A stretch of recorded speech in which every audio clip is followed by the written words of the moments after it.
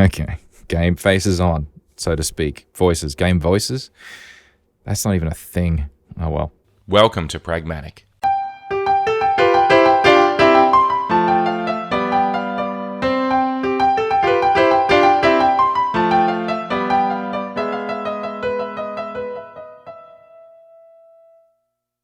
Pragmatic is a show about technology and contemplating the finer details and their practical application. By exploring the real-world trade-offs, we dive into how great ideas can be transformed into products and services that impact our lives. Pragmatic is entirely supported by you, our listeners. If you'd like to support us and keep the show ad-free, you can by becoming a premium supporter. Premium support is available via Patreon and through the Apple Podcasts channel subscription. Premium supporters have access to early release, high-quality versions of episodes, as well as bonus material from all of our shows not available anywhere else. Just visit engineer.network/pragmatic to learn how you can help this show to continue to be made. Thank you. I'm your host, John Chidgey, and today I'm joined once again by my good friend, Vic Hudson. How you doing, Vic? I am doing fantastic. How are you? I am also doing fantastic, in relative terms at least, because I'm enjoying marginally cooled air coming into my sound booth, which is great. It's certainly better than hot air coming in or no air coming in, which is what I've been doing up until a few weeks ago. Yeah. But anyway, yeah. I remember you were pretty toasty the last time we recorded. Yeah, I was. Yeah, sweat was dripping off. It was not a pleasant experience. I mean, recording with you was a pleasant experience, but just sweating in order to get to like that you cover all the topics was enough to nearly not quite kill me, but certainly make me question my decisions in life. But anyhow, so one of the things that I've been working towards slowly I've been stuck in this situation where I spent a lot of money building the sound booth. Again, all patrons supported effectively, and the sound booth has been built now for 6 months. But the problem was, I built it and I got it done just before summer, and that was fine in the wintertime. But then as we started coming into summer, it was getting too hot, and I'd sort of run out of money, and I needed a chance to sort of financially recover a little bit from the podcast point of view. And then by the time I had enough money to buy the spare parts, the other parts I needed to build the baffle boxes and the cooling system, it was then essentially the middle of summer. So in January, February this year, which is of course summer in the Southern Hemisphere, it was way, way, way too hot to get out the circular saw, jigsaw, hacksaw, every saw, and actually build this thing properly. So all the saws, and all the little teeth in the saws, cutting through wood and all that sort of stuff. And honestly, it just reached that point where I'm like, you know what? I'm just going to take this portable air conditioner on wheels, and I bought this. It's a plastic. It's like cardboard, but made out of plastic. So it's got like a two layers on the outside and a little ribbed layer on the inside, and they're all pressure treated and glued together. And this particular board, they often use it for like advertising signs and so on. So I bought, I think it's called Core Flute board, or at least it is here. I don't know if there's a different name for it in the other parts of the world, but in any case, that's the stuff. And I built a cowling or cover, I guess, that fits over the top of the air conditioner, the portable air conditioner. So it's one of those things we've got 4 little wheels, and you wheel it from room to room. In this case, it's not going far.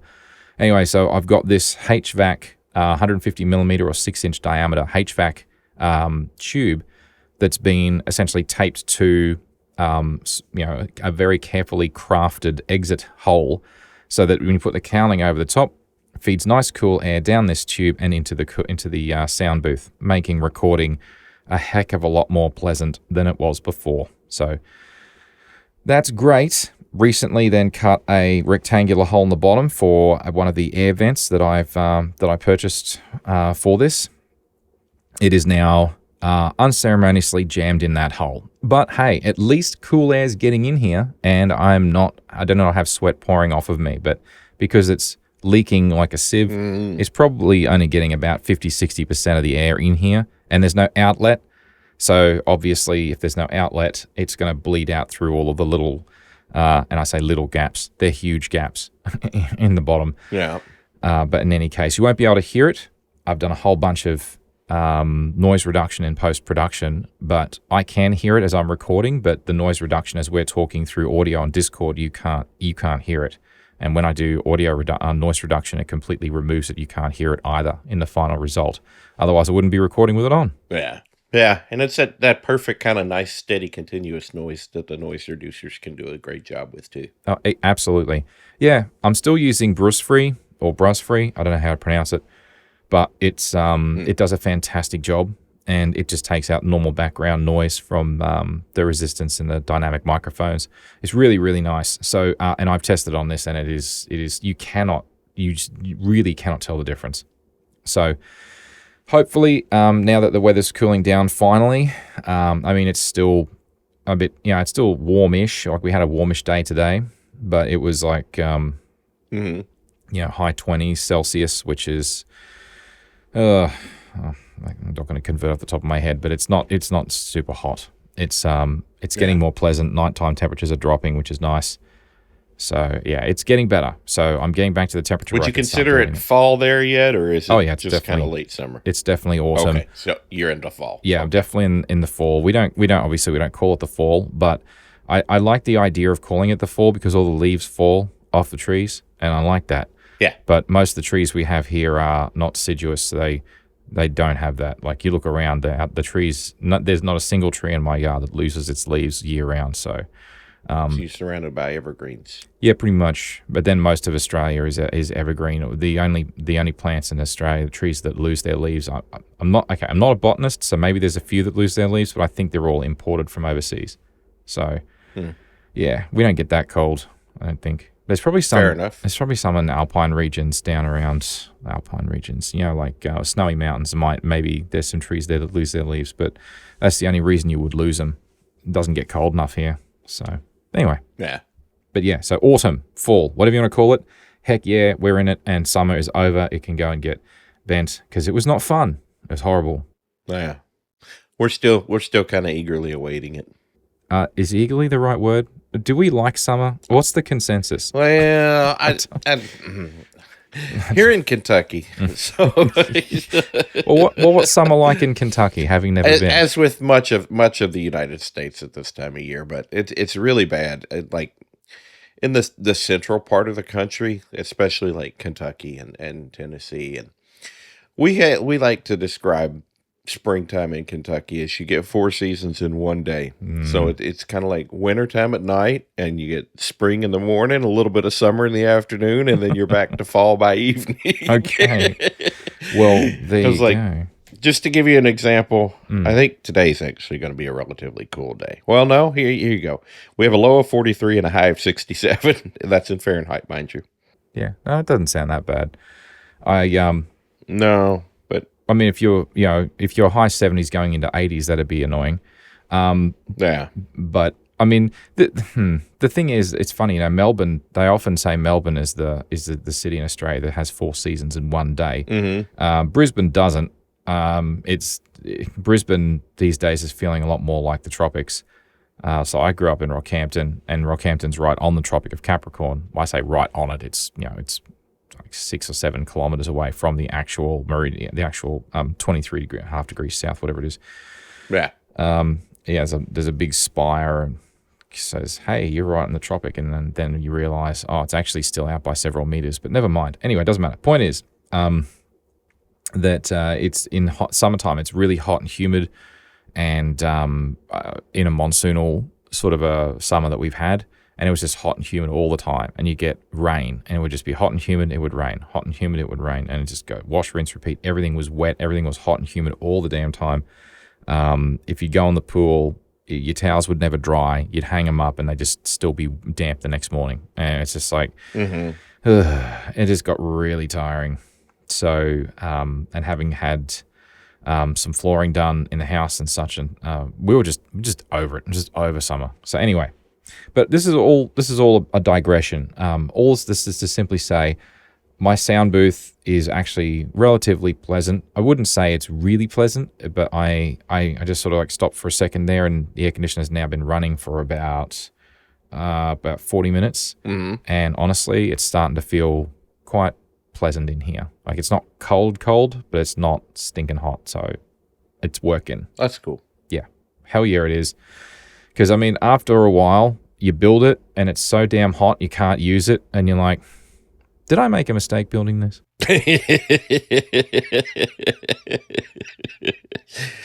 That's a question that'll keep you up at night. My oldest son said to me, this thing's going to be stinking hot. You're never going to be able to use it. And I said, I'm going to air condition it. He said, yeah, well, you're not going to be able to use it until you air condition it. I'm like, yeah, well, we'll see about that. Like, he's 18.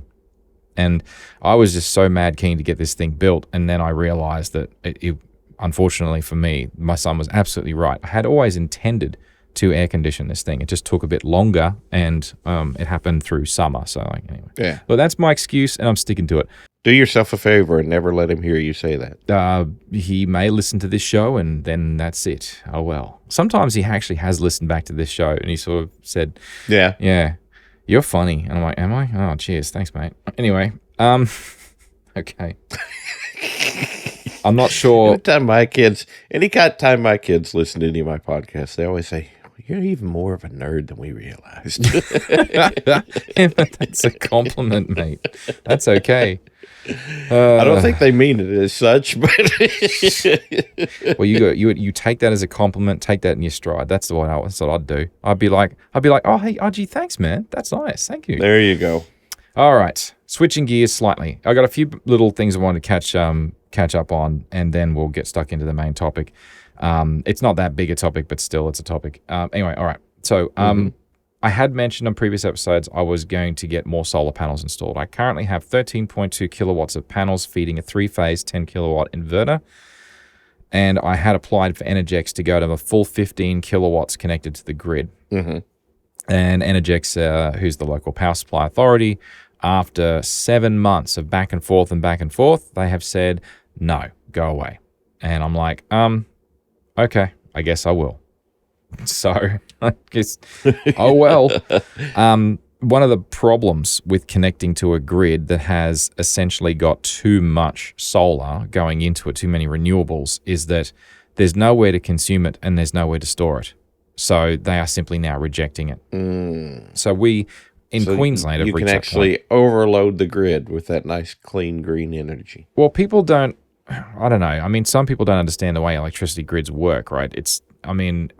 Assume that they're lossless just for a second, but you put power in, it doesn't just magically sit there. It needs to be consumed. Right. So either you consume it in a load and have that load do work for your money, or you store it in a battery, or you store it in pumped hydro, or you store it in some way, either a chemical battery, mechanical battery, anything. And because if you produce power, the power has to be consumed. That's it. You can't just pump it in there and then, it'll stay there till you need it. And unfortunately, there's so many people with so much solar on their roofs now that the grid simply has nowhere to store it. So they're introducing laws to enforce anyone that has more than 10 kilowatts of load to have a disconnect switch. So they can send a master command out to your house to disconnect your solar from the grid if the grid becomes unstable because there's too much power being forced into it.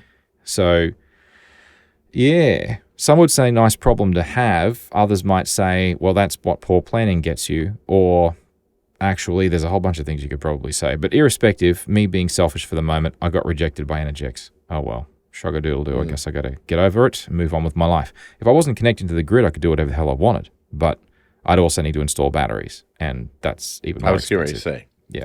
You can put in one of those power wall thingies and store all that good, clean, green energy for yourself. That is true. But I did the math. With 1.5 electric cars, I would need 2 power walls in order to ensure I had enough to charge my cars as well as power the house. If I had 3 days of bad weather in a row, I'd need 2 power walls. That's a whole lot of batteries. It is a hell of a lot of batteries, which is exactly why I haven't done it. It would cost me somewhere in the region of about $30,000 to $35,000 to do that. And I don't have that kind of money up my sleeve. That's Australian. That's Australian dollars, yes. If you want to talk in other forms of fake money, I don't know what that is in Bitcoin. But never mind. And I have a love-hate relationship with Bitcoin. Let's just be really clear for those people that think that I love crypto. I do in some ways, and other ways it melts my brain a bit because money isn't real. Yeah. And I just don't get it anymore. But never mind. And I'm not trying to be an economist. All right, moving on. I just wish it wasn't so dependent upon server farms heating up the planet and consuming lots and lots of energy. Well, I guess the problem is that for Bitcoin that's my biggest knock against it. See, my that and the Bitcoin bros, but I find Bitcoin bros to be more annoying than the technology. The technology is actually fine. It's just the way it's evangelized by some people and the way that they talk to other people that aren't on board with it is just quite embarrassing, and they don't realize how embarrassing they're being. But anyway, no, my issue with Bitcoin is not Bitcoin. It's there's a lot of other,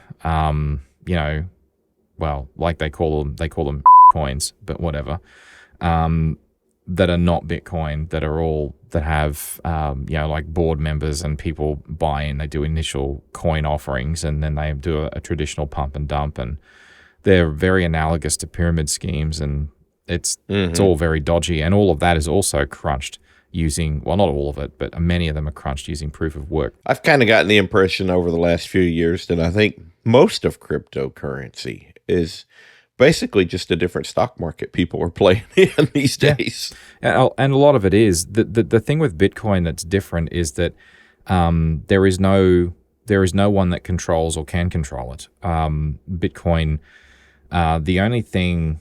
So Bitcoin is the only one I'm aware of that has a fixed limit, and it is proof of work. And the only downside of proof of work is that it does consume a lot of electricity or energy when you're competing to win, to find the block. And honestly, right, you can choose whatever energy you want. If you're smart about it, you will mine off of free energy. Like solar panels. Like if I had solar panels that feeding into a very small battery storage system to drive a Bitcoin miner, that would be fine. It's like that doesn't hurt anybody or anything. Now you can argue if that's a good waste of like a good solar panel and batteries and and some ASICs doing some mining. You can have that philosophical discussion if you like, but that's not heating up anything. Right. So, except on a micro scale, I guess you could argue. And you're not emissioning anything. No, not really. Emissioning. No. Emissioning. No. But I mean, you're not generating emissions. No. But the problem is that people only see that piece of it and they don't fully appreciate the other piece of it. And the other piece of it is, well, I go to a bank and I hand over a $20 note and so on. So it's like the act of my doing that transaction, takes energy. Printing that note, keeping that note in circulation, destroying it, the person at the bank, the person at the Federal Treasury, all of that takes energy. And people we just accept, look, that's just the way it is. And they think, oh, well, there's no consequence. It's like, yeah, but if you're transacting everything digitally and through a blockchain approach where there's a distributed ledger, you don't have any of that. Right. And so you're saving all of that energy. You don't have to expend it anymore. And it's funny. I mean, I covered some of this previously on previous episodes of Pragmatic. It's not as clear cut as people think, and I find it extremely reductive and disrespectful to simply say, any kind of cryptocurrency is, and even particularly Bitcoin, which gets caught up with all these other cryptocurrencies that are nothing like Bitcoin. It's like it's not a scam. It's not a pyramid scheme. It doesn't fit any of those criteria. Whether or not you think Bitcoin is good or bad, you need to step back and consider all of the other implications of using a normal monetary system, But and the other problems with the normal monetary system is inflation and deflation and, government intervention and, people fighting wars and all sort of other rubbish that goes on with it. Whereas Bitcoin, you can fight as many wars as you like. It's never going to change. So it's like, the value of a sat. Good times. Here's the funny thing with currencies, right? Currencies are all meaningless. They don't mean anything. Like the value of $1 doesn't mean anything. And because it's like you could argue, well, Bitcoin's price has been constant. It's just all the fiat currencies around the world that keep changing. which is, of course, as much nonsense as the argument is the other way around. It's like the US dollar is the only currency in the world and every other currency fluctuates relative to it. No, they all fluctuate relative to each other. And when you see how those values go up and down all the damn time for all these different reasons, none of it makes a hell of a lot of sense. It's all it's all smoke and mirrors and puppeteering and BS in the background, and it's just very sad. Mm-hmm. You can't take any of it with you, so what's the damn point? Never mind. All right, I want to talk about something else. So, okay. I have some follow-up on the Apple Watch episode 110.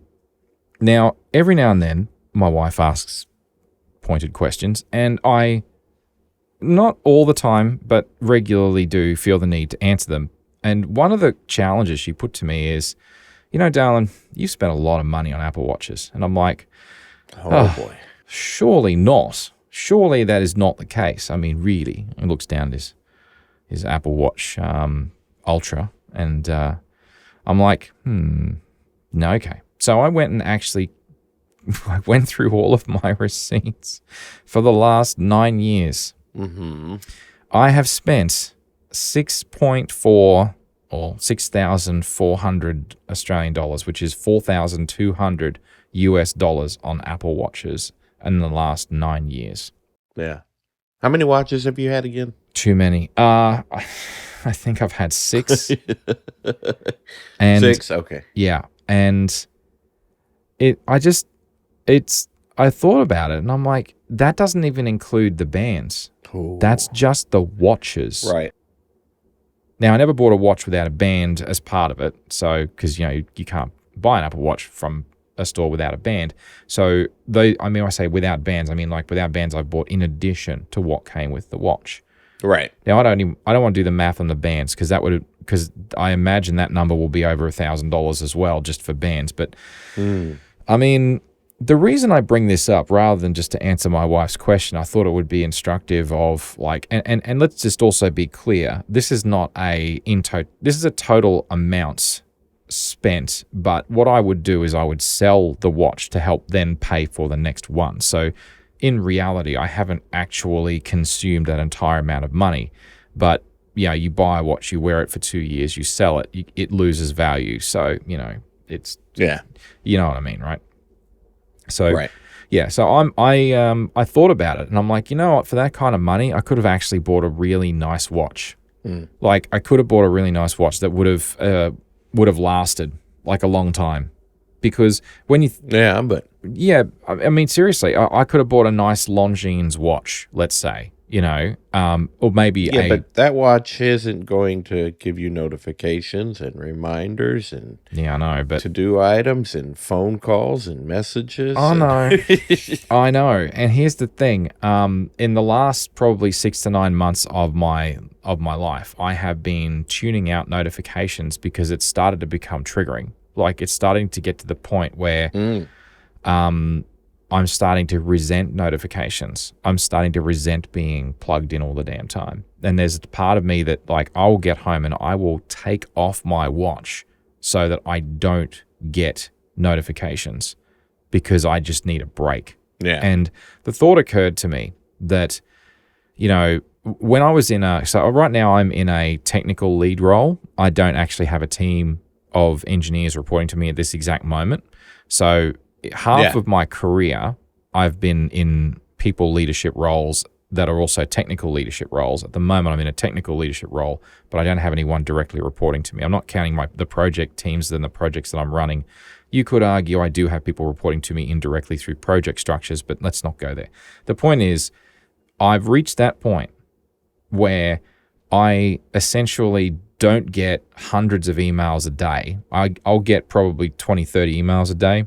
And I'll get people messaging me from time to time, but the volume of noise is dropping back and I'm still finding it too much. Yeah. So I accept the fact that those things can be beneficial, but I look at the numbers and I think to myself, you know what? The longest a watch has been supported by Apple that has a battery that still works is probably about 6 years.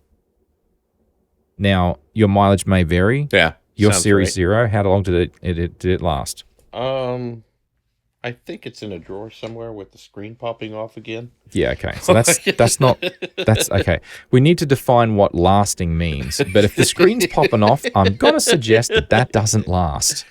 And that's Yeah. No, actually, I think I got rid of it because the screen was popping off, and funny that. then I was worried that like it was going to catch the house on fire or something one day. So This is a valid concern. that and Apple had stopped supporting it too, and it was abysmally slow. Sure. So there reaches a point after 6 years or so where your watch will no longer do anything. It won't tell the time. It won't give you notifications. It essentially will not be supported by Apple, and you will have something that you can't use. And you could have put down $1,000 on this watch, let's say, because as you know, Vic, I had a predilection. It's like I had to have stainless steel or titanium. I had one aluminium watch in the Series Zero. And after that, I decided, no, I went to stainless steel and I couldn't go back. I needed the sapphire glass because apparently I just bump stuff a lot. Anyway, so now if I had have spent, it would have cost me less than that to have bought a nice watch. And I'll bring up Longines because I like the look of the Longines watches, but still, I could have bought one of those and that would have lasted 50 to 75 years. And even with servicing costs, it would still be cheaper and it would still work after 75 years. So I could hand that down to my kids. And this is the thing, although I don't know which one. I don't know if I'd hand it down to the one an heirloom piece who pointed out that this would be too hot in here. Maybe he doesn't get it, but I don't know. We'll see. Next down the line. Yeah, my third one. Yeah, that one. Anyway, so it's just I thought that was an interesting thought experiment, and I'm not getting at anything specifically right now because I still have my Apple Watch and I still have my Series 3, which I wear now in a 2-watch lifestyle because my son no longer wants it, and I'm like, oh, fine, I'll have that. Yeah. So I have actually gone to a 2-watch lifestyle. So I've got one for sleep tracking. One more thing. I'm not buying yet another Apple Watch, which I could get a 41 millimeter sports one potentially, which I did briefly consider doing. And then I added up how much it cost to date. And I'm like, no, I'm not doing it.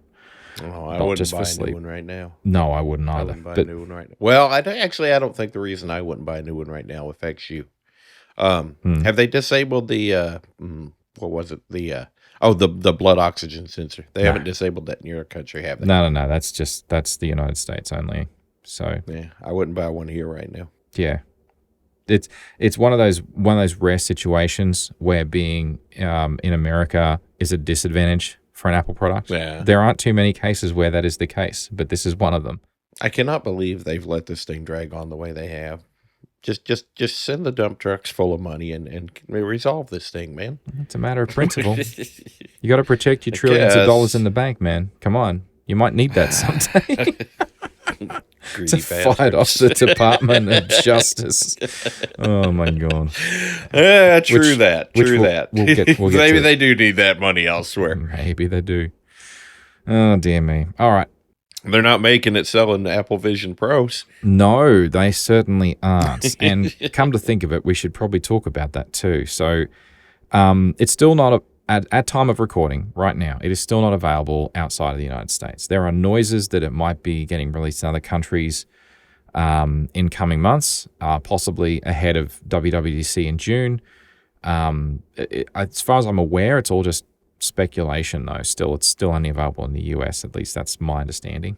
So one of the things I wanted to just mention briefly on Apple Vision Pro is when we spoke about it last time, we talked about prism value. Yeah. And one of the things I just wanted to circle back on and correct myself on was that I had said originally, I believed at the time that prism value was related to multifocal or varifocal or progressive lenses, whatever the heck you want to call them.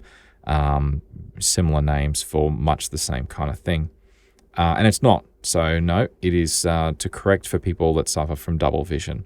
So that is something that the Apple Vision Pro does not support. So you can't get corrective lenses to attach inside the Apple Vision Pro if you have double vision. I think it's a relatively rare condition, But irrespective, that's frustrating for people that have got it. But it is, irrespective of that, it is not what I thought it was. So I talked a lot about barrel distortion. Mm-hmm.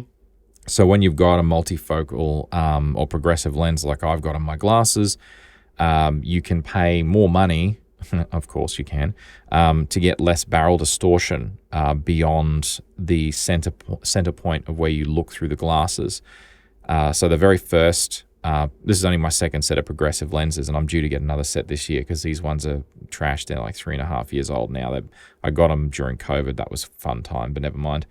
Anyway, I paid extra for minimal barrel distortion because the first set I did, I just got the cheapest ones, and you find you have to turn your head more left and right because you can't, everything to the left and right of center beyond about maybe plus or minus 30 degrees from where your eyes are looking straight forward, it starts to get very distorted. You get this barrel effect. Mm-hmm. And it's just got to do with the refractive index of the glass.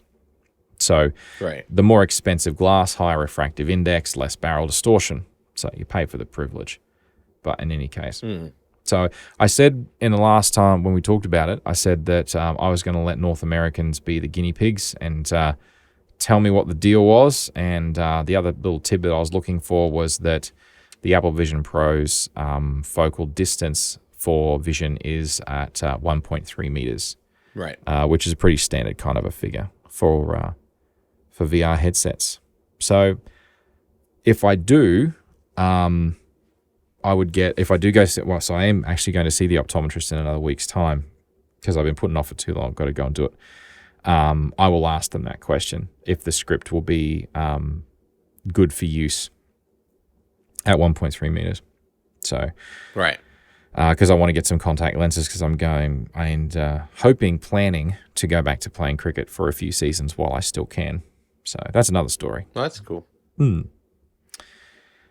So yeah, apart from that, other things about Apple Vision Pro, I think there's a lot of stories about people like returning them en masse. I don't know how true that is. Yeah. Although I have heard they have got plenty of them in stock. So it does sort of suggest that they overestimated. Yeah. So they're not taking the world by storm, it seems. But then I think back to the original iPhone launch, and they didn't either. So people loved them. The people that had iPhones loved them. I mean, I love mine. You charge what is it? 3,400 or 4,300? 3,400, yeah. 30, yeah. You charge 3,400 for a very expensive Gen 1 product. It is still struggling to find its use cases and doesn't have a lot to do on it right now. And I don't know. It's really funny. People don't just clamor to buy them. No, they don't. And I mean, there was the initial wave, which was, I mean, let's be honest, people that were going to buy them no matter what anyway. But then after that, things just really tapered off. I think, because I was thinking about this a few weeks ago, I was listening to a podcast where some people had them and they were talking about their experiences, of course. Mm-hmm. And, rather like when I sent you 3D photos, but you didn't have any way of looking at them. It's like, well, this is a nice photograph of a cake, but, what do you want me to do with this?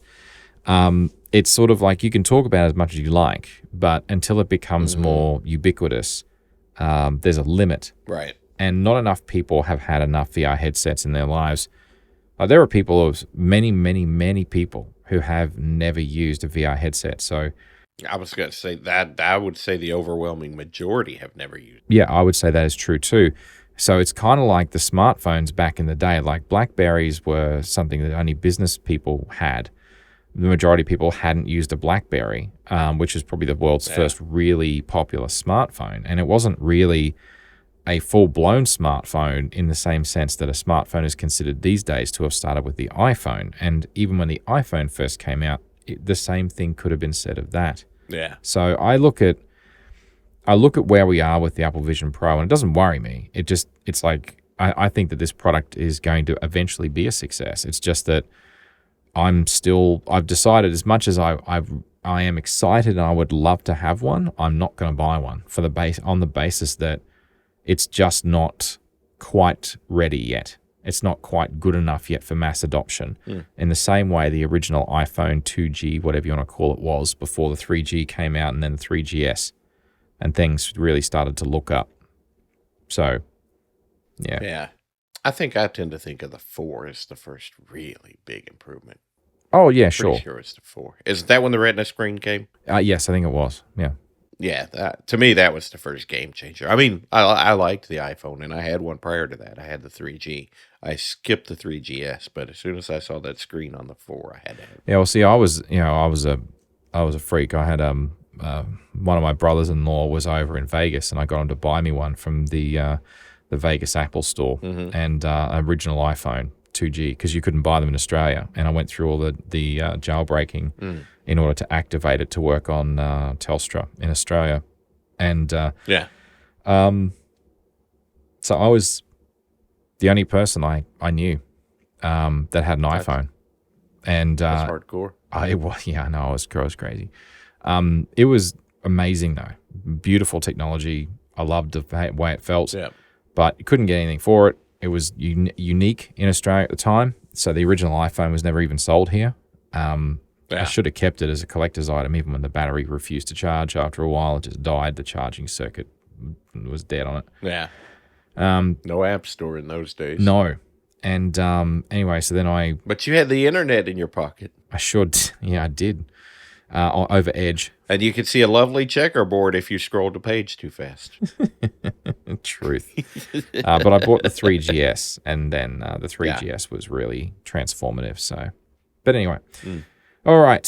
So we talked a little bit before about solar panels and things electric and cars and so on, very briefly. But I also have another new toy, because this one, however, is a little bit more practical in some senses. It's a ride-on mower. I actually invested in a Ryobi RM300E electric ride-on mower. I also got the grass catcher and the trailer with it as well. And we had a Makita push mower, electric push mower, which had served us well for nearly 3 summers. And this was the summer that broke us. Right. Because it was hot and wet, like I sort of said actually before, talking about the sound booth. And the effect that has on grass is the grass just keeps growing. And it's always too wet when you mow it. It just glugs up, and the whole thing just turns into a green, gluggy, muddy mess. And the grass catcher never really works properly. And when you're mowing an acre, it also took a very long time. So we used to have a ride-on mower, like in this place. It was a petrol, powered mower like 20 years ago. We had it for about 10 years. But it was costing us $1,000 every 2 years to keep it running in maintenance, because the engine, because it's a specialized engine, it's a small engine. So these service shops made their money on charging you lots of money to keep your mower running. Right. And I couldn't strip an engine to save my life. I'm an electrical engineer. I'm not a mechanical engineer. I'm not a mechanic. I don't know. I don't want to know how to do all of that. And that's just me. I don't want to spend my weekends learning how to do it either. So, having said that, I'm sure I could, figure it out if I really applied myself. But anyway, suffice it to say, it got very expensive. So the mower itself at the time cost us about $3,500. And over the life of the mower, it cost us another $4,500 roughly, and in 10 years to maintain it. So the whole thing was just horrible. Right. And so we decided after 10 years that we would outsource it, and we paid someone to come and actually mow the yard for us, which wasn't cheap, but it was still cheaper than trying to maintain a ride-on mower. Yeah. So fast forwarding to today, this thing costs, with all of the other bits in equivalent dollars, almost the same amount of money as the ride-on mower cost 20 years ago. So in the same kind of ballpark, but because it's electric and there's 3 electric motors, so you got 1 drive motor and 1 for each of the 2 cutting blades, because it's a twin deck, and it's a 30-inch cut. So this thing will rip through the whole yard. When the grass is under control, you'll get through the whole yard in an hour. That's maybe cool. An hour and 15 minutes. Can you do that on a single charge? Oh yeah, easily. You Cool. can do all that on a single charge and have plenty to spare. It's awesome. Now, that's cool. Yeah. Now, the only downside is this is the cheapest electric ride-on mower that you can get. And it's the cheapest for a reason. It has lead-acid batteries. Ah. Yeah. So there are many people that say after anywhere from 2 to 4 years, those batteries are just going to die. They're standard lead-acid absorbent glass mat. Same thing as what's in our cars, right? Well, no, the ones in most people's cars are still wet cells. Okay. These are AGMs, so absorbent glass mats. So you really can't do much with them, and when they die, they die. So anyway, so these particular batteries are not going to last that long. Yeah. But you can actually get lithiums to replace it, and the lithiums will last a lot longer. And you retrofit it yourself, cost you about $800, $900 to retrofit it, and then after that you should get 5 years of life easily out of them. So that sounds like the way to go. Yeah, and that is still cheaper to maintain and replace batteries every 5 years than it was to get my petrol powered mower maintained. So I still think that is a net win. I bet that thing's so quiet. Oh, it is so much quieter, and the vibration, there's practically none. It's like obviously you get vibration from the cutting deck, but because there's no pulleys, therefore there's no clutch, there's no like all those other moving parts. It's just so much simpler. You can literally pull out 4 locking pins and you can drop the deck and remove it and change the mower blades if you want. It's so easy. It's incredible. So yeah, kind of loving it. But it's my new toy, so yeah, and it's a practical one, so that's good. But anyway, So yes, so that's fun. That's cool. All right. I actually got to play with a zero turn for the. Really? Yeah. I've never actually driven one. What was it like? Going to be using it going forward in the future, I think, for a while. Due to circumstances I won't go into because they're really other people's business. The neighbor lady across the street is in possession of a zero turn mower that used to belong to her husband, who no longer lives in the home, and she approached me with a deal that I considered too good to pass up. She was like, "Hey, if you do my yard too, I'll let you use the zero turn to do your yard." And I was like, "Okay." Nice. It was an interesting experience. There's a little bit of a learning curve on it. Yeah. I got a pretty funny video that the wife took of me doing my first few passes through the backyard. I'll send you when we get done. There's a little bit of a learning curve to it, but it was a pleasant experience. I'm going to enjoy getting used to using it. Started out pretty rocky. By the end of the mow, by the time I got back around to I started in my backyard on purpose because I was like, if I screw anything up, I want to do it back there. I don't want to do it in her yard, and I don't want to do it in my front yard. So by the time I got around to my front yard, I was doing pretty good. And by the time I was finishing her yard, I was feeling really comfortable on it. So the next time I mow should be a pretty pleasant experience. Yeah, they're kind of the workhorse of the of people that do that sort of thing for a living. So I can't think. I think every time I've seen like like government council or like the private like the people we used to have that would mow the lawn, Joe's lawn mowing service. They all use zero turn mowers. I like the one I've got is not a zero turn. It's more the traditional lawn tractor style. But yeah, zero turn, nice, cool. Well, I couldn't quite stretch to that, unfortunately, because that was like an extra. Oh, they're expensive. Oh yeah, right. Yeah, they're expensive. There's a reason I don't have one, and I probably never will have one. Cool. All right. Very good. All right. I just want to talk a little bit about. There's 2 more things, and we're almost at the main topic I want to talk about. Is I want to talk a little bit about OP3, which is the Open Podcast Prefix Project. Have I ever spoken to you about this before? I can't remember. I don't think so. Right. Well, OP3 is it's an initiative that was kicked off in relation to, but it's not part of Podcasting 2.0. And so the guy behind it is a guy called John Spurlock, and he developed this to run off of Cloudflare infrastructure. And what it does is you put a prefix, well, like any tracker, that you have in your podcast media files, you attach a tracker to the front of the MP3 file, and then every time, and then you put that in the RSS feed. So when a downloader like Overcast as a client, or Apple Podcasts grabs a copy of your MP3 file, it first goes to the prefix, which is the op3.dev prefix, and it registers a count as to where it's coming from, as in country and time and date, yada, yada, yada. And then it redirects you to the actual file, and then you download the file directly. So it's like any other prefix for any other tracker. But the difference is that it's fully open source. So anyone can actually inspect the code, and basically it is not for profit. So I started supporting OP3 about a year and a half ago. I haven't really spoken too much about it, but I probably should, because when you're with someone because I've been with Libsyn as a media host for my MP3 files.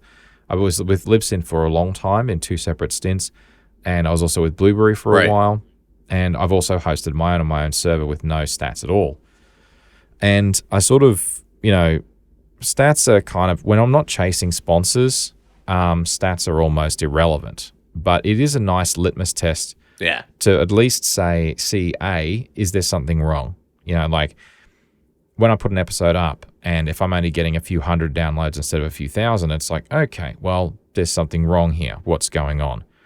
So that's the first thing. And the second thing is, it's nice to know if the show is growing or shrinking as just a rough guide. But the problem with download stats is that they can be very easily manipulated, such that it's like, if you're doing it for advertising purposes, there's more of a potentially malicious intent, shall we say, with trying to amp up the numbers a bit to attract sponsors. But still, since I'm not doing that, I don't care about that. But anyway, bottom line is, so I donate $10 US a month to John Spurlock, to the Open OP3 project, and there's a whole bunch of other sponsors from companies or individuals. I'm only sponsoring at the minimum level as a podcaster, because I'm getting benefit directly out of it. So if you don't want to host your files on somewhere like Blueberry and Libsyn, you want to do your own thing like me, or if you want to have a truly independent open source way of tracking your statistics, have a look at OP3. And you don't have to donate anything. It's up to you. But I just think it's been great, solid, reliable, and it gives you charts that in many ways are better than Libsyn, because you had to pay for Libsyn Pro to get the pro level statistics. This is not quite as detailed as the Libsyn Pro, but it's damn close. And Libsyn Pro was, I'm trying to remember what it was, but it was more than I was paying a month. I was just getting basic stats. I think I was getting I was doing 5 plus 7. 5 plus 2 was so $7 a month times by 3 shows. So analytical, pragmatic, and causality. And because you have to pay at Libsyn per show. Right. Whereas OP3, it's just like, it's, pay what you like sort of thing. You don't have to pay anything if you don't want to. But, anyway, so $10 a month is still much cheaper than what I was costing at Libsyn.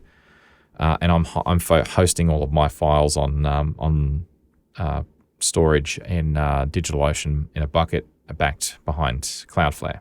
So the whole exercise is not costing me as much as it used to, but at the same time, I'm getting better statistics than I used to. So I have no issue, throwing money John Spurlock's way to pay for the service, because he gets a bill from Cloudflare. The money goes to pay the Cloudflare bill. So anyway, just thought I'd mention that. I'm looking at it. This is pretty cool. So I've got links. If you go to their example travel podcast stats page. Yeah, I mean, if you go to the Engineered Network website and go to causality, select the actual show causality, if you scroll right to the bottom, you'll see there's a link right at the bottom that says simply stats. So if you select stats at the bottom, you'll go to the OP3 page that shows all the statistics for causality now in OP3. And these are open. Anyone can look at them. So if you've ever wondered how many downloads causality gets, So, like, I think the 30-day average is something like just over 4,000 downloads an episode for Causality, for example. Mm-hmm. And there's only stats in there for the last 4 or 5 episodes because I've only been using OP3 for that long. So I don't have in my prior statistics. So yeah. Anyway, there you go. Have a look. It's if stats are your thing and you're very curious, then OP3 is a good way of doing it. The only downside of it is that some people will say, "Oh, yeah, but then your stats are public," and it's like, yeah. Mm-hmm. So what? Yeah. Some people are very coy about how many downloads they get. Mm. But anyway, alrighty. If you're chasing sponsors, you kind of need them to be anyway. Well, I don't guess they need to be public. Well, the problem that you've got is that if you're chasing advertisers, there's this little club called the IAB, and IAB certified statistics have a bunch of rules around it, but you have to pay to be certified, and it costs money to maintain certification, and which I sort of understand, but at the same time, it's just another system for measuring what is a valid download and what isn't. So, you've got like block lists and different things, and John Spurlock has a whole bunch of that stuff, but he doesn't certify it as being IAB compliant, but it's pretty close. So it's got all the common sense ones in there. But yeah, I mean, I honestly think if you're an advertiser these days, advertisers don't trust anybody. Well, the big ones don't. Yeah, true. So what they'll do is they'll say you have to use this prefix and add this prefix onto the episodes, and they'll track So they'll it. give you their own. And it's gotten so bad with prefixes that some shows have got, like, I think they were saying on episode of Podcasting 2.0, they found one MP3 file that had 15 trackers appended to it. 15 redirects. Wow. If you can believe it. It's ridiculous. So that's a lot of redirecting. Yeah. So my issue is that if there's no agreed standard, if the numbers can be gamed, then is it really a good measure for an advertiser? True. And the answer is, of course, no, it's not. But it is for a lazy advertiser. And the way the professionals do it is they'll say, well, I'm going to give your show a shot because you say you've got 25,000 downloads, an episode or whatever. Right. Now, Yeah. because of that, they'll then say, right, here's a promo code. Now, you go and use your promo code in the episode and you say, sign up to Round Area, let's say. It's a website building place, Round Area. You may have heard of it. And we're going to use coupon code Pragmatic Rocks, and that'll get you 50% off of Round Area for the next, people that sign up. Mm-hmm. But the problem is that it's like download share and mind share drives coupon code usage. So, for example, let's say that another podcast, let's say the Intentional Technology Show, and on the Intentional Technology Show, they have also got Round Area. And Round Area coupon code for them is, Intentional Technology Show rocks.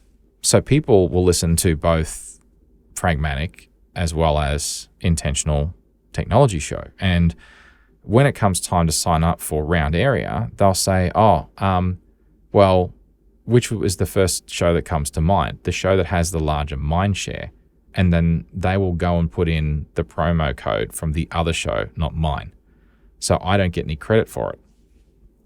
So then it sets up as a game between all the listeners and then the show, the podcast hosts. And it's like, well, if you sign up, you want to support the show, sign up using my promo code. Then you listen to the next show and it's the same advertiser with a different code. No, sign up with my promo code. And the poor person's sitting there thinking, I like both shows, what do I do?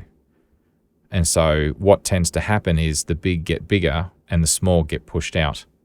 And that's the way that has happened. So then they will say, so Round Area will then look at all their coupon code usages and say, well, Pragmatic's got like 3 or 4, and Intentional Technology Show has got hundreds. And it's like, Intentional Technology Show. You know what I mean? Yeah. Dear listener, when faced with this predicament, support the little guy. Yes, exactly. But I mean, I'm well out of that, and I don't necessarily want to go back to doing that because it becomes part of that game, and I don't. It's tiring, you know. It's tiring because you're forever trying to produce content, and you're trying to produce content and appeal to the listeners and say, sign up for this, sign up for that. All I say to listeners of my shows is, if you want to help keep this show ad-free, you can help by becoming a supporter. That's all you got to do. Yeah. And you don't support on a, necessarily, you can choose to support a whole bunch of different, levels that you can support at if you want to, or not at all. It's entirely up to you. Different perks for different levels. And, the Podcasting 2.0 crew. Right.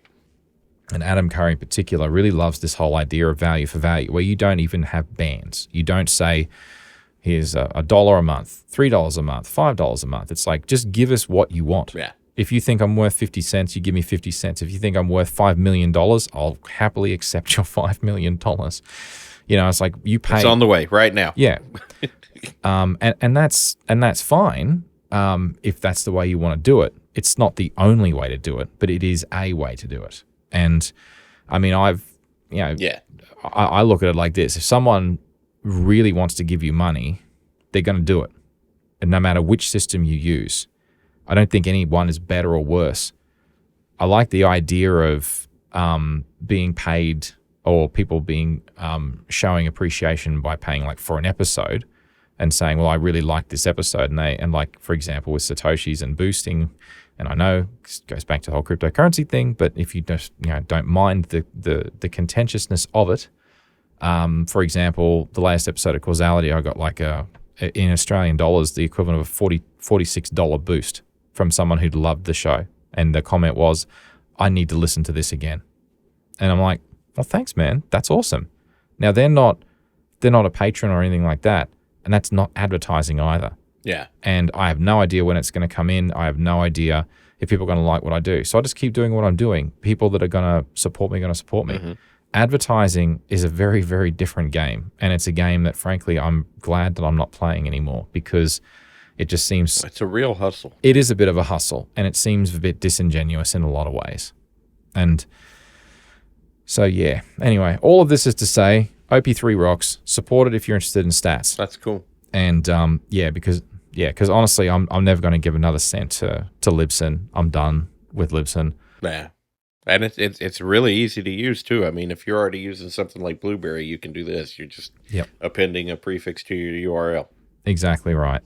So it's like you could use this on the entry level of Libsyn and use this as a prefix, and you will get better stats. So, like, use Libsyn for your file hosting, and then just get all your stats somewhere else, if that's what you care about. Yeah. Anyway, enough said. Advertising is what it is. Okay. I do want to quickly talk about something that's cricket related. So for people that hate cricket, you can skip this chapter if you'd like. But I went to a test match. Do you know what a test match is? I do not. Okay. No judgment. That's fine. It's just like when someone says it's the 6th out on the 4th inning, and I don't know what that means. It's something to do with baseball. I don't know. You know more than I do. Really? Okay, great.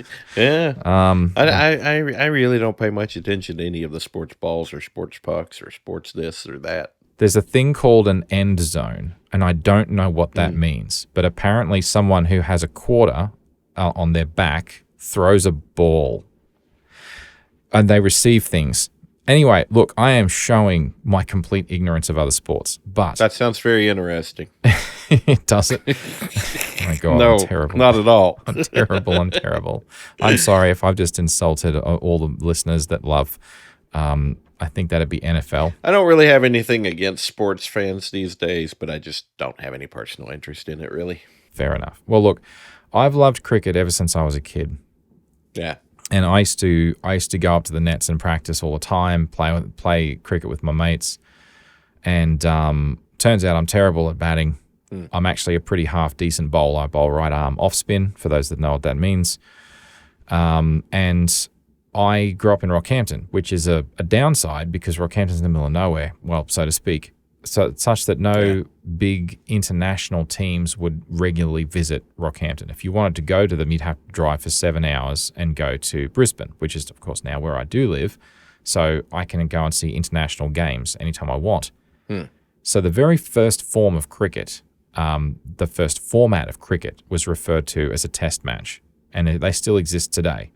And test matches go for 5 days in maximum, and you have 2 teams, and each team has 11 players with a 12th man that's there in case someone gets injured. And they generally run around, run the drinks out, and substitute people when they need to go off and whatever. Anyhow, and there are 2 innings each. So depending upon who bats well and who bowls well, depends on whether it goes for 5 days. Some test matches have been over in a single day. That's very rare. 2 days, sometimes 3 days is common. 4 days was also common. Test matches that go the full 5 days these days are becoming a bit of a rarity. But in any case, the form of cricket, the original form of cricket, and some say the only true form of the game, if you believe that, then, Oh, boy. Yeah, I know, right? This is when you start religious wars about purists. cricket. Yeah, the purists, right? And so they call the test matches are the original and the best form of cricket. And I do believe that test matches have a lot going for them. But you need one thing with test matches, and that is, as someone who's enjoying the game, you need patience. And not only that, you need up to 5 days in a row. So for most people that work a full-time job, getting 5 days off in a row to watch a single game is a bit of a commitment. But anyway, Yeah. So when I was a kid, I never saw an international test match ever. And I always wanted to. I never saw a one-day international, which is strangely played in 1 day, as the name suggests, or a T20, which is a 20 overs per side, limited overs game, which is over in 3 hours, 3.5 hours roughly. So anyway, finally at 47 years old, I went to a test match. It was Australia versus the West Indies. And it was played at the Gabba Cricket Ground, which is in the suburb of Wollongabba, hence the Gabba, and which is the original Aboriginal name for the area. So the Gabba is our largest cricket ground in Brisbane and Queensland. And I went there with 2 of my kids, my daughter and my thirdborn, so my second son, who just loves playing cricket. So it was lovely to finally go to a test match. I wrote a blog article about it on Tech Distortion. That's cool.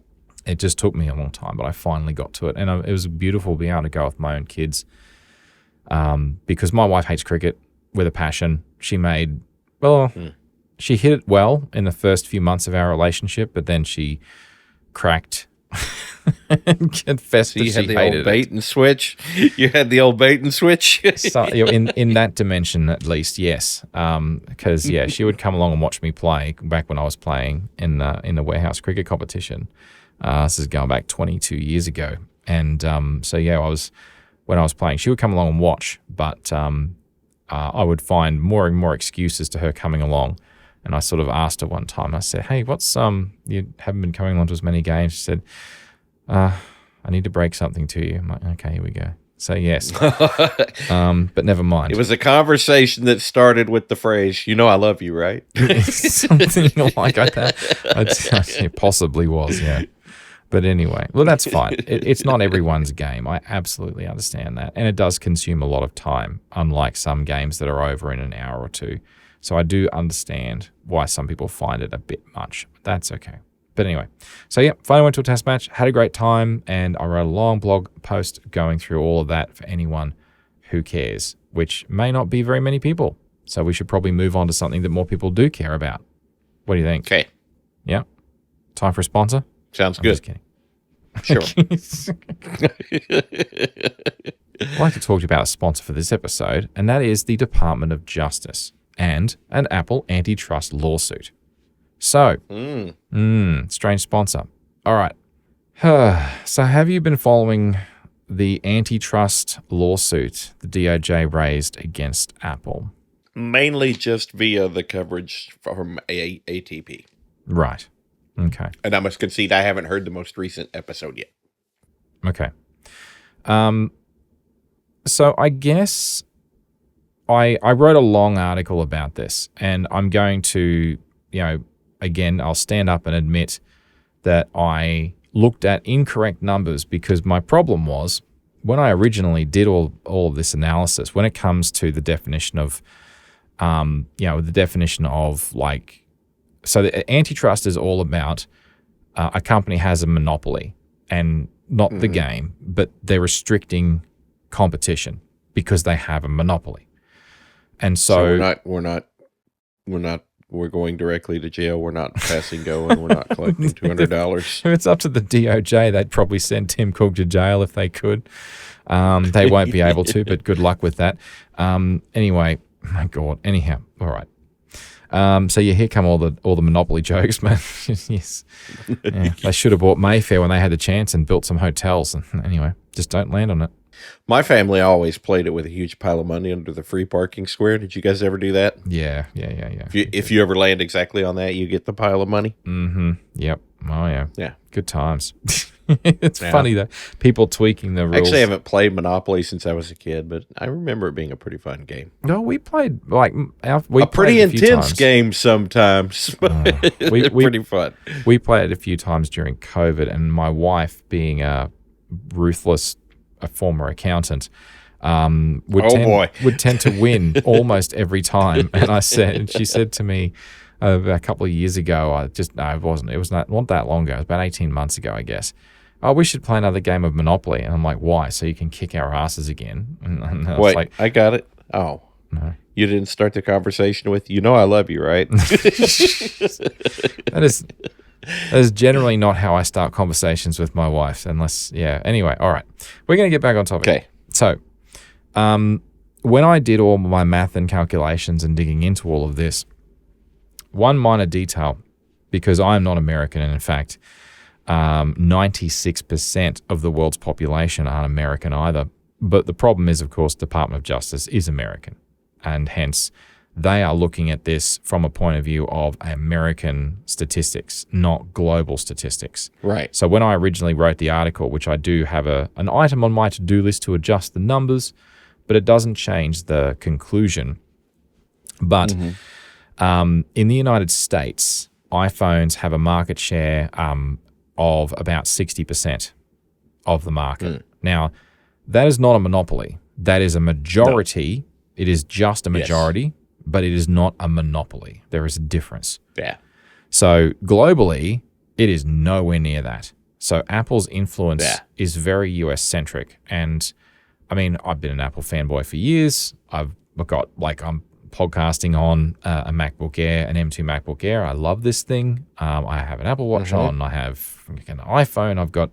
I got all the Apples, except the edible kind, because I don't like apples. But don't worry about that. If you look at it from a global perspective, then in Q1 from Q1 2023, Samsung effectively they more qualify for being a monopoly, or not a monopoly, but certainly a big majority. So Apple and smartphone sales globally, 6 out of the 8 quarters in the last 2 years, 2022 and 2023, they were beaten by Samsung in terms of sales, and their market share is about 20% globally. Right. So 20% globally and 60% in the United States, do they really have market power over the remainder? And there's no set threshold, but if you're at 50%, would you say you have market power over the other 50%? No. If you've got 51%, do you have market power over the other 49%? Very, very slight. Not really. It's like, at what point does that break over? And it's like somewhere between 75 to 80% market share, I would say you are at a point when you could be considered to you're approaching monopoly. And the thing that's interesting is, going back to the last Department of Justice Anti-Trust thing, they had a go at Microsoft, and Microsoft had something like 95% of computers had a Microsoft Windows running on it. That's like that was a monopoly. that fit the definition of what a monopoly was. But this is not. The part that amused me about that is that in that whole thing, they never really got bent about the fact that it was Windows on 90%. It was just the bundling of Internet Explorer got everybody's panties in a wad. Yeah. Yeah, I know. It's like, so this is the thing is I didn't want to spend too much time talking about the statistics and the debate over what's a monopoly and what's not a monopoly. It's just that, you know, the intention is, are they restricting trade? Are they, you know, is what they're doing like, is it stifling competition? Is it anti-competitive? And so if you read some of the lines out of it, and I read through the whole submission from the DOJ, and I'll read some of it out here because I think it's useful just to, well, maybe, no, I'm not going to try and poke fun at it, but I will point out the problems.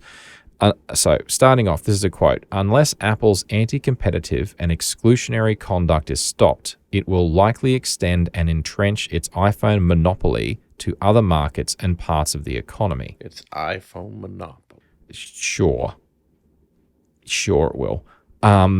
Next thing, this case is about freeing smartphone markets from Apple's anti-competitive and exclusionary conduct and restoring competition to lower smartphone prices for consumers, reducing fees for developers, and preserving innovation for the future.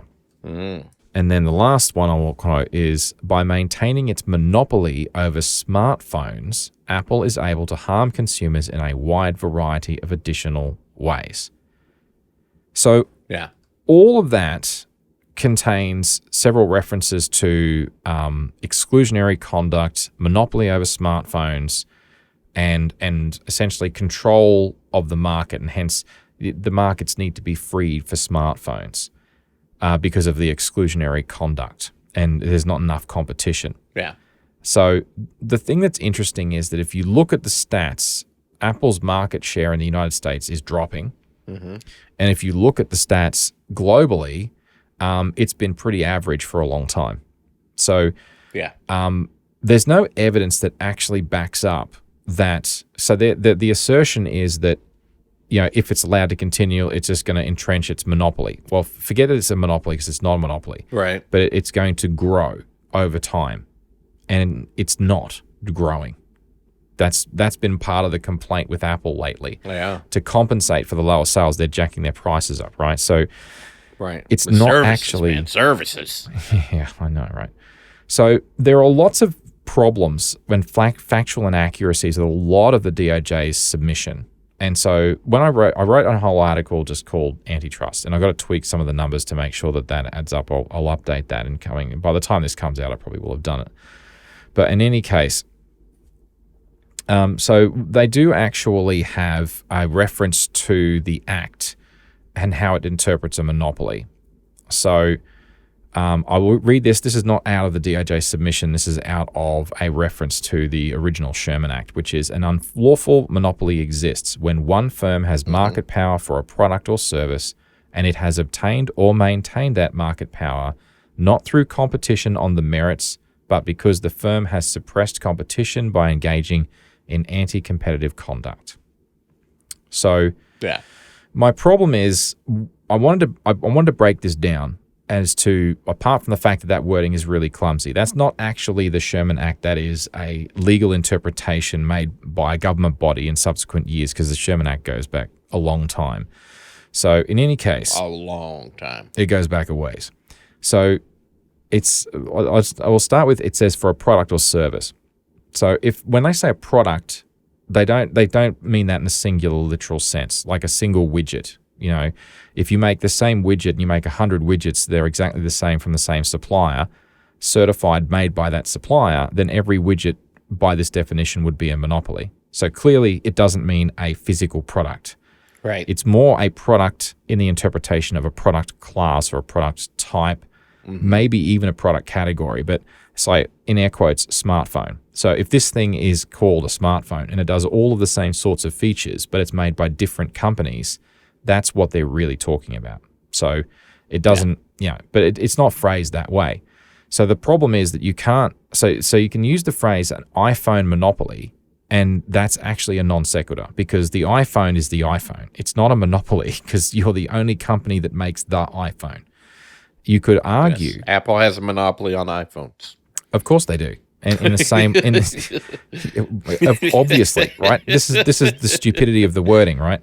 So the Right. reality is that it's not. It's the product type. So you could say it's a smartphone monopoly.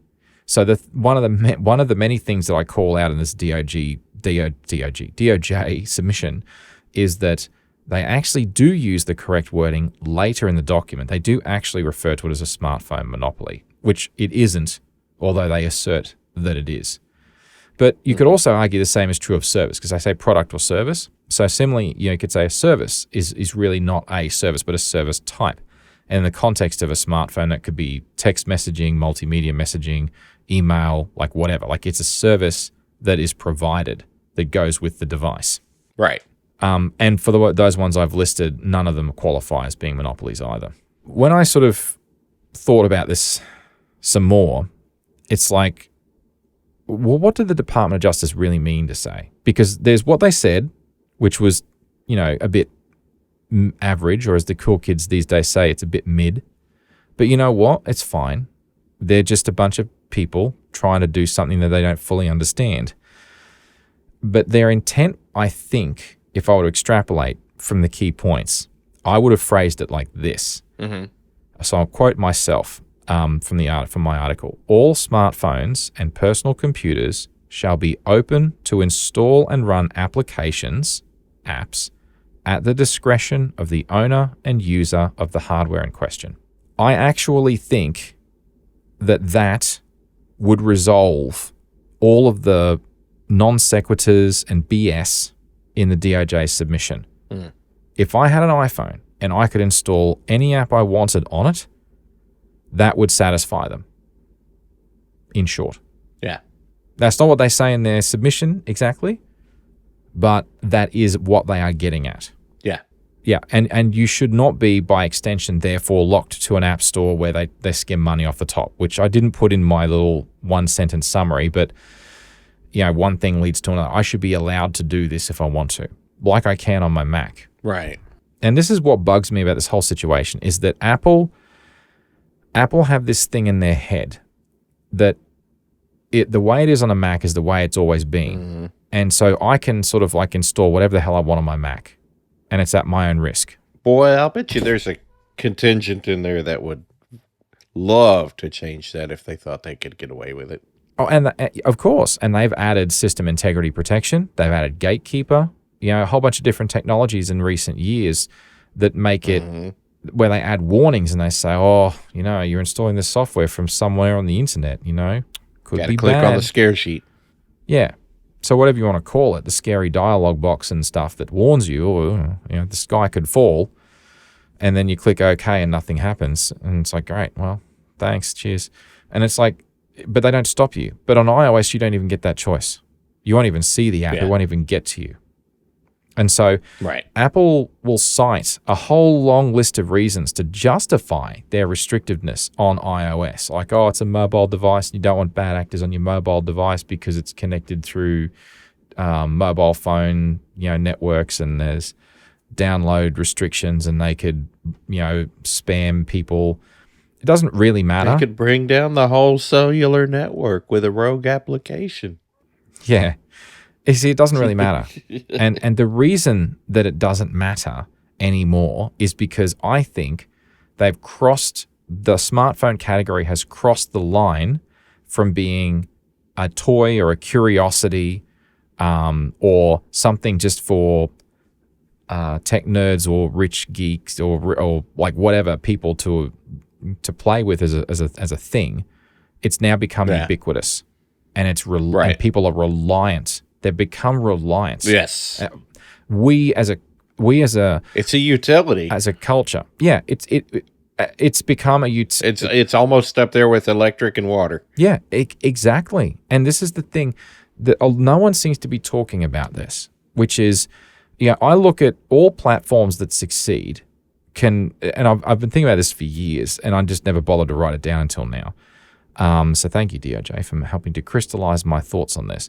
But anyway, I think that all platforms, no matter what they are, will go through several stages of existence, at least the ones that end up going somewhere. And when I say platform, I try to keep it generic, because a mobile phone or a smartphone platform, you could argue that, like a smartphone is a kind of a derivative of a mobile phone, and a mobile phone's a derivative of a telephone that was plugged into a wall, and the telephone plugged in the wall is a derivative of you yelling at someone from the next room, like whatever. It's not, I'm trying to point out that, railroads, for example, and I talk about railroads in the article, like railroads were a formative technology and a platform, so to speak, to get people, like goods and services and people around the world and countries as well. So it's like, I tried to keep it generic and say platform because I genuinely believe that this is a generic life cycle that all of these things go through. So I've sort of suggested there are 6 stages to this. And the first stage is invention. It's got to start with invention. There was a time before railways existed. There was a time before phones and smartphones and mobile phones existed. So these platforms did not exist. Right. They were invented. And then initially, you'll have people that will be the early adopters. They'll be the ones that, not just people, but companies as well. So like, or even governments, like people that will see this technology that's been invented, and realize that this is a platform that's going to be very useful for whatever reason, but it's still fringe. Very little of it exists. Mm-hmm. There's not much there. So you need to invest in it and build it out before it becomes really recognized as a platform. So the next stage after that is competition. So you're not the only person that thinks, as an early adopter, it might be the first true smartphone, you could argue, I think, in its form that we believe today was the iPhone. But it was shortly followed by many, many more different platforms, different companies, all competing. And that's that competition phase. And so after you've reached that level of competition and the platform has essentially been, has spread far and wide, it reaches the point of ubiquity, at which point when you say to someone, hey, have you seen this new smartphone, blah, blah, blah, they know what you're talking about. And when these things become ubiquitous, they've become ubiquitous for a reason. They make our lives easier. Right. You get on a train, you can go from New York to Boston in not a very long period of time. That's a good thing. People want to get around. It becomes, ubiquitous. Oh, I'm just going to jump on the train and go from blah, blah, blah. It becomes a thing. I'm just going to make a call on my phone. It becomes a thing. It's ubiquitous. It's everywhere. And then after that happens, then we reach this point, and this is a very fuzzy line, but at some point we cross from ubiquity to reliance. And that's the point at which you take that away, things start falling apart. When you start relying on this technology. So people will say, well, like there's this town on the railway line, and there's no clean water source, but there's gold, let's say. Or there's no food, there's no crops in the area because it's in the middle of a desert. Or there's a place that's 5.1 kilometers up in the Peru, for example. I was reading about it a few days ago, where there's a gold mine, but there's very little sanitation or anything like that. And they bring mercury to the place to, leaching out the gold and extracting and purifying the gold. So there's now people dying. Oh, that sounds great. Oh, yeah, people dying of mercury poisoning and stuff like that. Yeah, real good stuff. But it's like the place has no reason to exist. It's become reliant on the train going past to deliver supplies. Otherwise, so you take the technology away, they're reliant on it. So you can't not have it anymore. It's going to have real world impacts. And the smartphone has crossed this line. It is now something we rely on. There are forms that you fill in to play on sports teams, to do banking with. There are some banks that are fully virtual. Like you can't actually go into a bank branch. They don't have any. They're purely dependent upon the computers and our smartphones. And everyone these days has a smartphone. So everyone's like, right, well, we're going to use smartphones for ticketing now. So you want to get on a train, like around town. You want to get on a bus. You tap on when you get on the bus. You tap on when you get off, and we'll charge your credit card. Yeah. It's like these things have become the only way in which certain things can be done. Now, a lot of people say, oh, that's bad. That's terrible. Like, you shouldn't do that. There should always be a manual system and a manual workaround, and maybe that's true, but that doesn't change the fact that we have become reliant upon them. So we now reach the 6th and final stage, which is the one everyone hates, and that is regulation. Now, there's no reason why you got to wait until you're reliant on something before it gets regulated. In fact, you probably shouldn't. But the truth is, Apple has reached that point with its smartphones. It is now, we are reliant upon these devices. And so governments like the EU are going to legislate.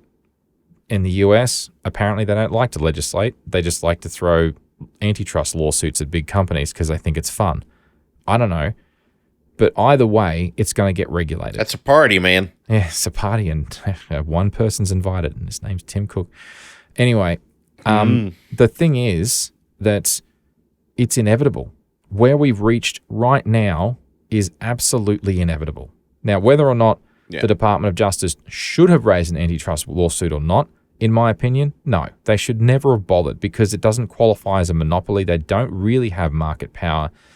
And if they really wanted to do something properly, they would have gone down the road of the Digital Markets Act or something similar to it. Yeah. That's what they should have done. Legislate it. And eventually they will do that. But that's a different department, right? That's not Department of Justice. Right. So that's some other department in the government writing legislation. But you know what? Hey, it's fine. It's whatever. But the point is that I genuinely believe that people should have the right to do to install what they want on their device. It's their device. They've paid for it. Stop telling them what they can and can't do on their damn device. If they want to do it, they can. It's that simple. Mm-hmm. App stores, can exist. There's no reason why they can't exist, but that cannot be the only way that you can put, because it's like Apple doesn't own my phone. I own my phone. Right. So don't tell me what I can and can't put on it. That is the essence of an open market, is that you have a device where you can openly choose. Yeah. It'd be like, I bought my house from Apple, so now I have to buy only the breakfast cereal that Apple has on their shelf, and they only have one kind. It's called Fruit Loops, and I hate Fruit Loops. There's just too much sugar in it. Yeah. And it's like, oh, well, too bad. And it's basically, What? And it's basically just as much a general purpose computer as anything else these days. And it's become that. Exactly. Yep. And some people don't even have a computer. They just have a smartphone. They don't have a desktop. They don't have a laptop. Mm-hmm. Because you can do practically everything on a smartphone now. Yeah. I mean, it's insane. It's great. It's amazing. It's incredible. You can shove a computer in your pocket effectively. Like young me, hacking away on the Vic 20. Mm-hmm. And you look at an iPhone now, it's like, my God, how far we have come. It's insane. But it's like, but Apple need to snap the out of it, because seriously, they have lost. They will lose in the long term. They will not get their way. They will have to allow side loading, and they are going to have to get over it. Yeah. Well, and even if they don't lose this particular legal battle, the damage they're doing to themselves in the court of public opinion is going to really cost them in the end if they keep on. I think so too. And I think all it's going to do is highlight, and because what this is doing is it will highlight there are alternatives for people that didn't already know this. Yeah. But you know what? The majority of the world's population already knows that there are alternatives, and they're using them right now. So it's like, okay. And they're making themselves look so greedy and petty. Yeah, they are. It's a sad day, I think. But ultimately, I think this antitrust thing will fail. It certainly won't achieve what they want it to achieve. It'll get dragged on for years, if not decades. All the while, the legislation will be written that will actually do the job properly, and Apple will be forced to do it if they want to sell phones in their own country. Yeah, it's just it is 100% inevitable. I would stake Bitcoin on it. Yeah. Anyway, so look, I am going to tweak the numbers. yeah, really. I honestly, I wrote that article a few weeks ago. Mm-hmm. But it's up on Tech Distortion. There's a link to it in the show notes. Feel free to read it. I know everyone has had their own opinions on this, and there was a bunch of talk on other tech podcasts. I won't name them, but it's funny, that some people sort of like say, well, smartphones are different, and so therefore they should be treated differently to like a Mac platform. And I'm like, we're arguing over physical differences that don't make any sense anymore. Like no, it's just a historical precedent that the Mac has always been unrestricted. Well, I mean, here's the thought experiment, right? If I have a laptop and I give it a virtual keyboard and a touch screen, which do exist on non-Apple machines. This is not a revolutionary idea. You could argue that at that point, you have got a large phone. Yeah. Okay? If you've got an iPad, that's what an iPad is already.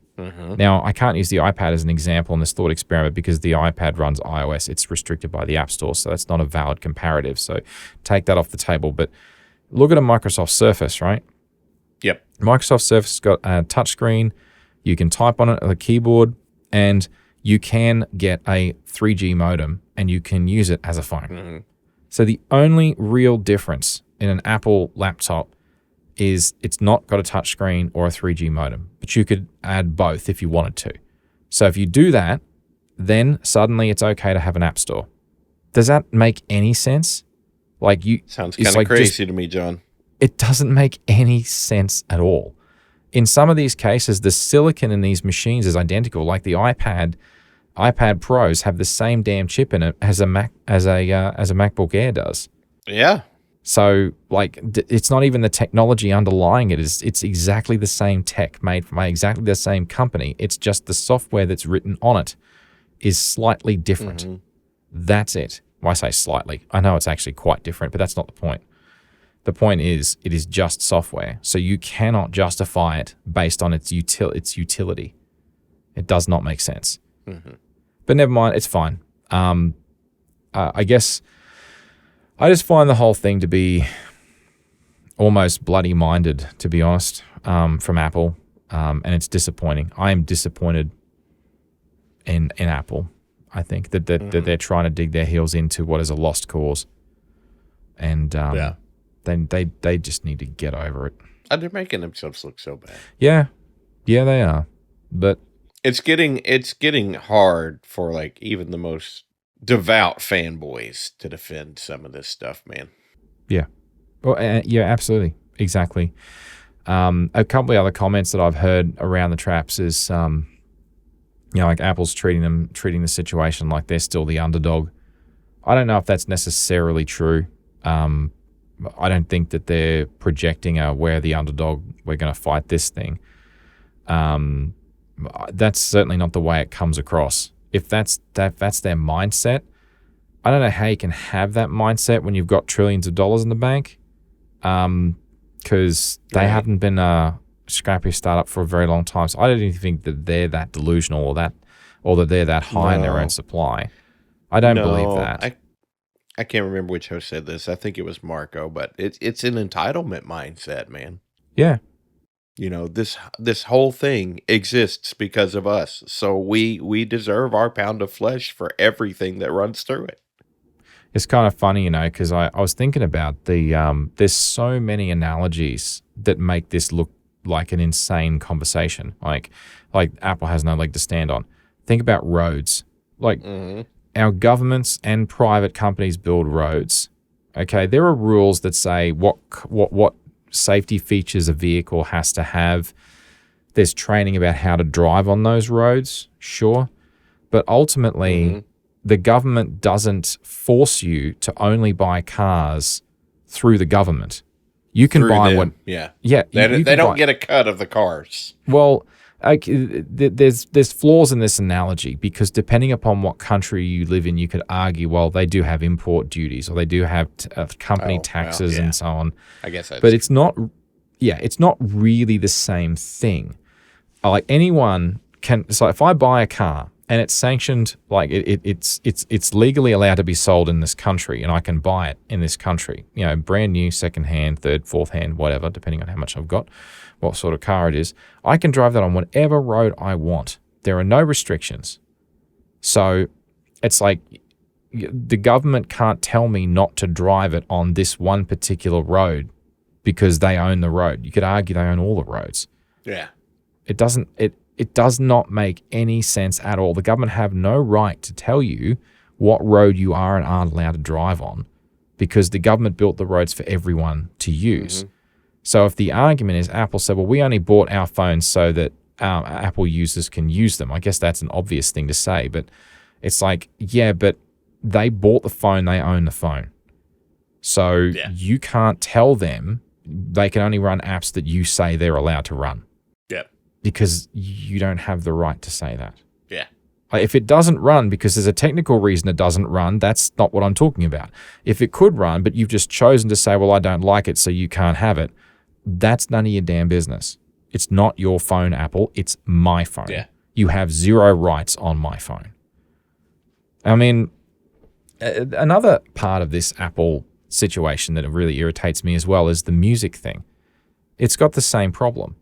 Like, I remember one time a few years ago, I woke up and I went to play a song in Apple Music from one of these bands and that you will probably never have heard of, Australian band from back in the 80s called 1927.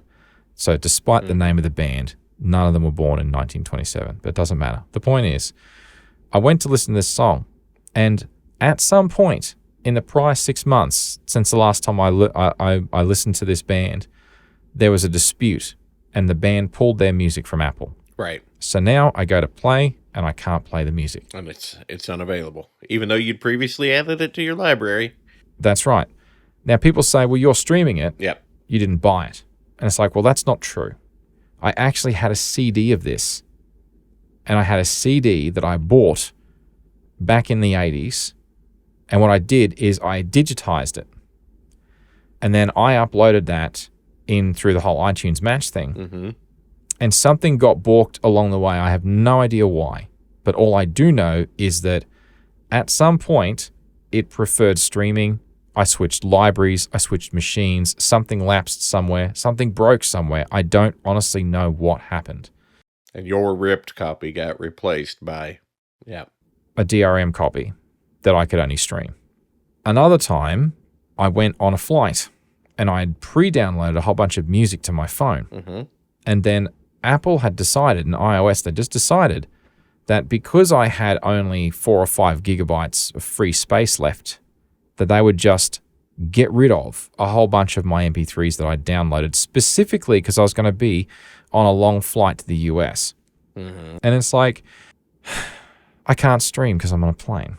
And you get on the plane and you're all ready to jam out and there's no tune. You can't. It's stuff like that that really grinds my gears. It is my phone. Yeah. Don't delete my stuff off of it. I'll delete it when I want to. It's my, and that's my music that I've paid for. You will not just take it away because you, for whatever reason, you've just decided that you should. Yeah.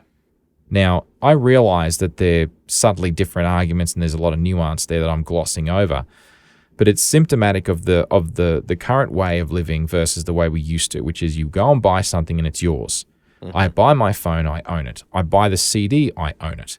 I can use them whenever I want, however I want, because they're mine. They don't belong to Apple. They don't belong to the artist because I own a copy of the music. I can play it when I want. I own a phone. I can use it when I want. Yeah. And where things start falling apart is when companies stop realizing that that is what people want. And they start thinking, well, you know, we could do is not you should do. So yeah, you could have an app store, but now you become the gatekeeper and everyone hates the gatekeeper. And you're going to set yourself up for failure. And this was always going to happen. It was only a matter of time. Anyway, so I don't think I've got too much more to say about that. So if you want to read the article on tech distortion, there'll be a link in the show notes. Knock yourselves out. And yes, I will adjust the numbers. And hopefully by the time you read it, the numbers will be adjusted and none of that will matter. But there'll be a copy of it cached probably somewhere on the internet. So you can go back and say, you know, John, there was a time when you were wrong. And I'll be like, yeah. No. I guess. But oh well. I fixed it, so go on, whatever. It's going to be, I won't say exciting, it's going to be interesting to see how this thing plays out over the next probably couple of years, I'll bet. I'm not sure the word interesting is the one I'd use. I'd say it's going to be farcical to watch, but okay. Well, yeah, that's a good one too. Entertaining. I don't know. I actually don't know if I'm going to have the patience to follow along with this because the whole thing just seems so ridiculous. The premise is so ridiculous. I keep having flashbacks. Who's the head of the DOJ these days? Oh, I don't know. I don't even know. I was thinking maybe we could get him and Tim Cook to settle this thing with a trial by combat, a la Game of Thrones style. Yeah, I was actually thinking, need to go back to the loser whole... goes out the moon door. Well, oh, geez, that's harsh. I was actually thinking, we should go back to the whole Hamilton days because now I've seen Hamilton the musical, and I understand a little bit more now of American history, modern history anyway. We should do the whole Pistols at Dawn thing. In the middle of some swamp, and I demand satisfaction or blah blah blah, whatever the heck it is. But never mind. That always works out well. Yeah, nothing goes wrong. Whatever. Anyway, it's fine, really. So if you want to talk more about this, you can reach me on the Fediverse at Chigi at engineered.space or the network at engnet@engineered.space. If you are enjoying Pragmatic and you'd like to support us and keep the show ad-free, you can by becoming a premium supporter. Just visit engineered.network/pragmatic to learn how you can help this show to continue to be made. Thank you. A big thank you to all of our supporters. A special thank you to our silver producers, Mitch Bielger, Shane O'Neill, Leslie, Callan Frodelius Fujimoto, Jared Roman, Joel Marr, Katarina Will, Chad During, and Ian Gallagher. And an extra special thank you to our gold producer, Stephen Bridle, and our gold producer, known only as R. Pragmatic is also a Podcasting 2.0 enhanced show. And with the right podcast player, you'll have episode locations, enhanced chapters, and real-time subtitles on selected episodes. And you can also stream sats and boost with a message if you like. There's details on how, along with the Boostergram leaderboard, for this and all the shows on our website. If you'd like to get in touch with Vic, what's the best way they can get in touch with you, mate? Just look for me all over the internet as Vic Hudson 1. I think the thing you can most reliably find me doing these days is streaming games sporadically on the Twitch as Vic Hudson 1. Awesome. Sporadic twitching. That's how we know you're alive. Excellent. Sporadic twitching.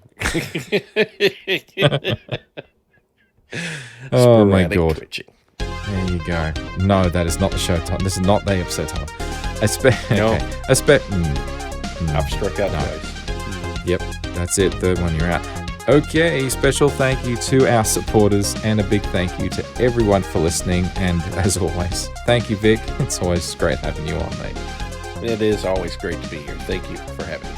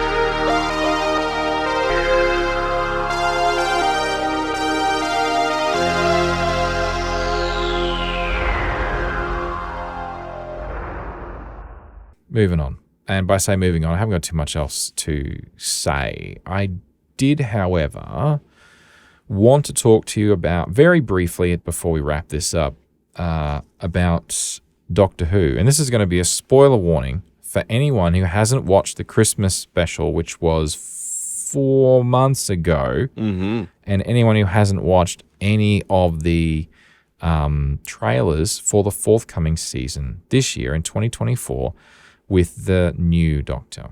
So if you are one of those people, or if you are someone that does not like Doctor Who and wonders why the heck Vic and I love Doctor Who, well, that's fine. It's all good. All right.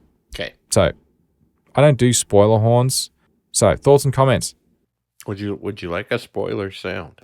No, I would not like a spoiler sound. This is pragmatic. We don't do sounds here. Like, this is chaos. We don't do sounds here.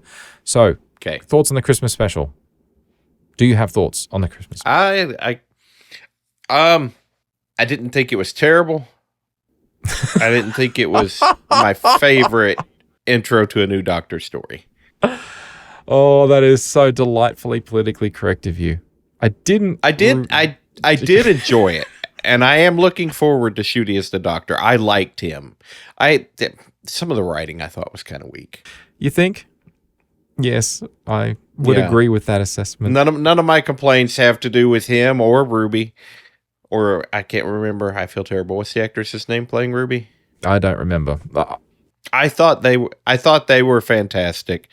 I don't think that they had a ton of great material to work with, which was really ironic because I really felt like RTD kind of knocked it out of the park with the Tennant specials. Yeah, so that was the other thing. But then maybe he spent everything on those and he needed more time to recoup before they made that Christmas special. I don't know. Yeah. Like I said, it wasn't terrible. I did enjoy watching it. It was a good, fun Doctor Who romp. But I felt like it wasn't the greatest new Doctor story. No. I would echo your sentiments, but I'd be slightly more brutal. And I would say it was poorly written. It was a bit, how should you say? It was almost too childish, as in like really, like Doctor Who has traditionally walked a fine line between being a kids show that's a kids show and being genuinely scary. Yeah. And some of the best Who that you're going to get is the stuff that is scary, not campy kid stuff that is meant to be cute and funny that would make a 4-year-old giggle, but no one else is. They're just going to like cringe maybe. There was too much cringing for me to enjoy that.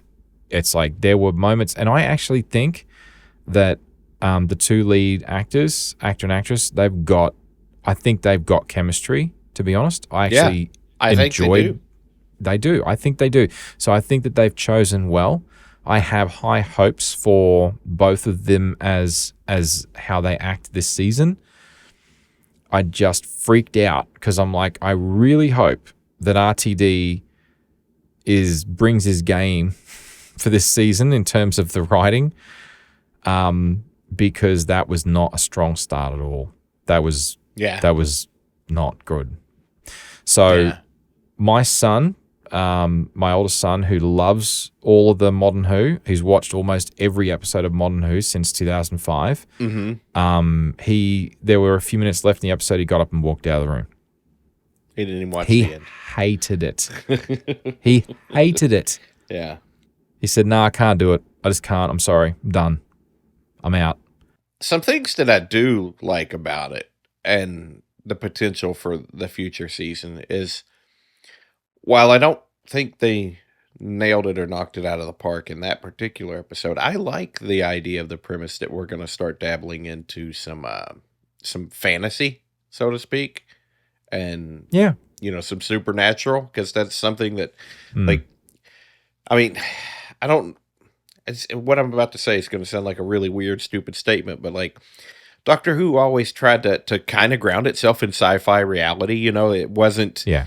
There were monsters and there were bad guys, but there were aliens and there was science or pseudoscience behind it all. It wasn't just pure supernatural, magical fantasy type stuff. So I'm interested in, because I think that opens a lot of new doorways for a lot of fresh stories and bad guys that we haven't really seen before in Doctor Who. And I am very excited about that potential. I don't really like that. While I really enjoyed the specials with David Tennant and Catherine Tate, I don't really like that this Mavity thing is sticking around. It seems like that's just silly, honestly. Yeah. But I think that that's RTD doing RTD. He wanted to plant a seed that he can run with throughout the season, I guess. But we'll see how that plays out. But I don't know. It just, every time I hear Mavity, I kind of cringe a little. Yeah, exactly. Very cringeworthy. But honestly, when I saw the trailers for this upcoming season, they didn't look that bad. They looked like, oh, that's not so bad. They look They look pretty exciting. They look good to me. So we'll see. And I'm really, really, really hoping that the Christmas special was just rushed, and they didn't. They just rushed it and it was undercooked. I don't know, but I want to circle back to the 3 David Tennant specials, because I've got to admit I thoroughly enjoyed all of them. The first one was I thought had its moments where it was a little bit sluggish, but there was so much good. I guess I was just so excited to see David Tennant and Catherine Tate back again, and I was like, the second episode was absolutely fantastic. On the edge of, that was by far my favorite of the 3. That was so good. It was good classic Who. It was. I just thoroughly enjoyed that. And then the third episode, nothing but an hour of sheer delight of David Tennant and Catherine Tate just doing what they do best and knocking it out of the park, man. Yeah, that was so good. It was so good. It was classic Who, and I loved it. And then it was funny. It was creepy. It was creepy. Yeah. Yeah. But then the third episode, I'd probably say it was my second favorite episode, was the third one. And as much as the actor's name, I'm feeling bad I didn't take notes on this.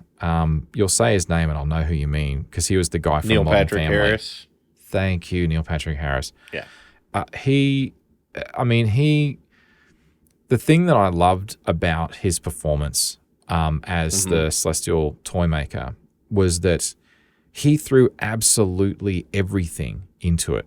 Like, he did not hold back a single bit. And I love it when actors do that and they can pull it off. And he pulled it off. He did. Even though there were moments there when he was like running around through Unit HQ and to Spice Girls, which was just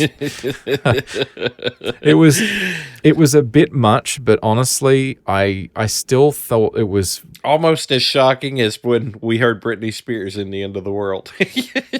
Yeah, that one. That's right. Yeah, that's right. Yeah, this is classic Earth Raw music from whatever. It was like Toxic by they played it on Britney the iPod.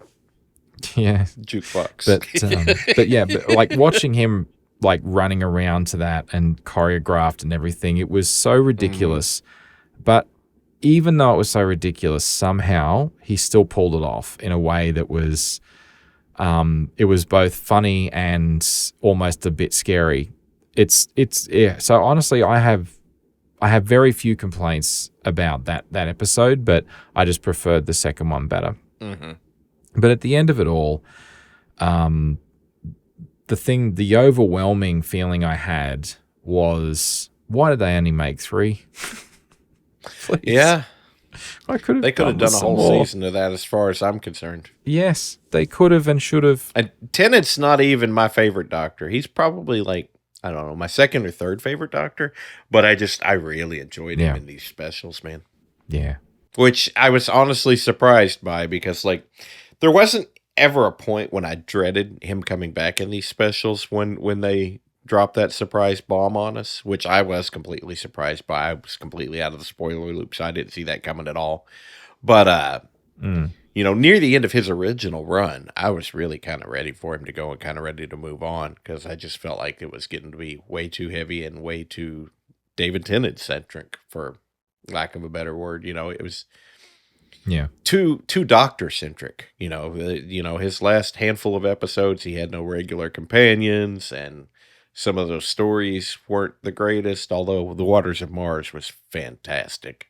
Yeah, that was good. Yeah. Yeah. But once these things got started, I don't know. In a lot of ways, he was still 10, but in a lot of ways, he was something else too. And I really enjoyed the something else that he brought to it. And I enjoyed, Donna, once she'd gotten all her memories back and she was fully realized again, and the way that character had evolved and grown. And I've got mixed feelings on the whole. There's 2 Doctors out there floating around now, but I honestly wouldn't complain about a second parallel series about the Doctor and Donna's adventures. Exactly. So this is the thing that, I understand that And I don't think it's wrong, and maybe it's just the nostalgia. That's all there is to it. So I'm going to mangle the new Doctor's name.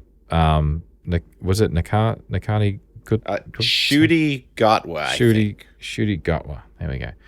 Yeah. I mean, he's young. He's bringing a lot of energy. He reminds me a little bit of Matt Smith in the sort of level of energy, the kind of youthful sort of energy he's bringing to the role, which is, don't get me wrong, I think that is a good thing. Whether or not he can pull it off or not, I'm still not sold, but I will be watching to find out. But it's like, it's not that, because you can't just keep going back to Tennant over and over and over again. You can't bring back all the old favorites all the time, nor should you. I think Doctor Who's made its success and its longevity is based on the fact that they don't do that. They only bring them together for specials, and maybe that's fine.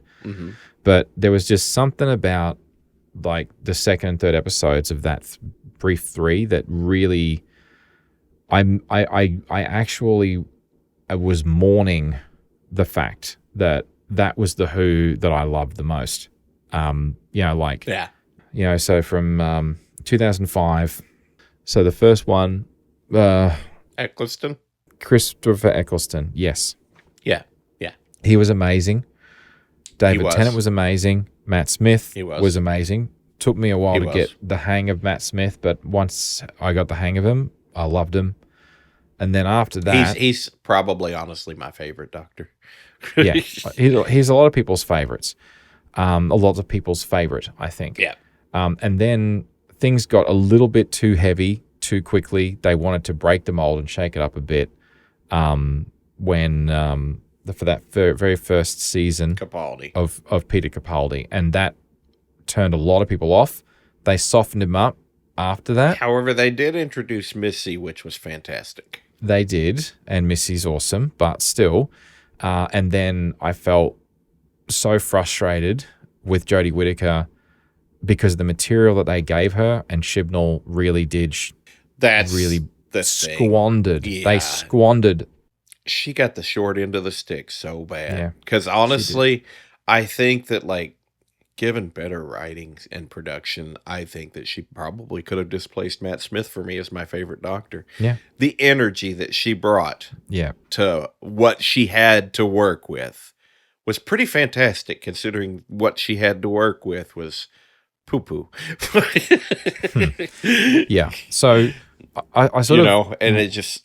So having been through the Capaldi roller coaster and then the Jodie Whittaker sort of almost like a stalemate, really, and it was like her acting talent and what she brought to the role was really undercut by poor writing and just nonsensical stuff. They wasted her so bad. They wasted her talent so much. I'm really frustrated with that because she could have done so much more with it.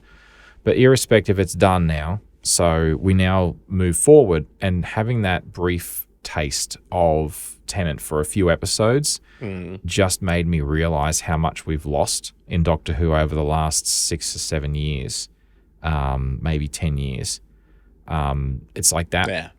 That is what I found myself as I was watching those episodes. I'm like, why can't they make more? And it's like, yeah, but they can't just keep going back doing the same thing. But it's like, yeah, but they used to do it so much better than they have. You know what? So what's going on? You know what I'd like to see happen more than anything? And I don't know. Maybe it's already in the works. I don't know. Like I said, I don't pay attention to any of the blogs anymore. And I only listen to the Doctor Who podcast when they're doing recaps, when the show is running. I don't listen to all the speculative stuff in between seasons and stuff anymore. But what I'd really like to go back to, so Matt Smith was undoubtedly my favorite Doctor, but my favorite era was the Tennant era.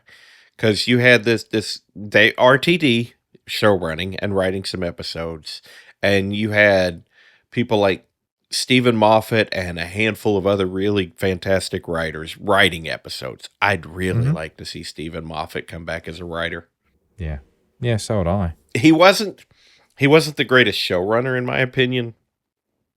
But I really I've always loved a good Moffat-written episode. Yeah. Well, I mean, he was behind the Weeping Angels, like Blink. Mm-hmm. And he's Well, and all the way back to even season 1, the unearthly child and the doctor dances and stuff. yeah, that's true. And I think I may be wrong about this, but I think that the library episode, I think, was him. When we get introduced Silence to in the River Song. Library. Yeah.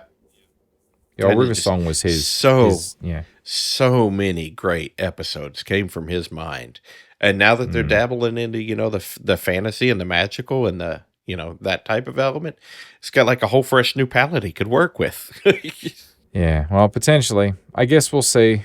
But in any case, at the moment, that was all I really wanted to talk about.